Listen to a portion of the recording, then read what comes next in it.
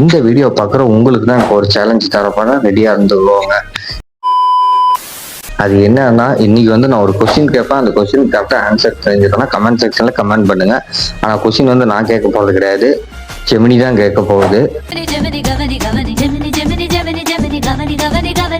ஏ Google, என்னோட சப்ஸ்கிரைபருக்கும் ஃபாலோவர்ஸ்க்கும் ரொம்ப கஷ்டமான ஒரு கொஸ்டின் ஒன்று கேள்வி பார்க்கலாம். ஆஹா, ஒரு சவாலான கேள்வி கேட்கலாம். இதோ கேளுங்க.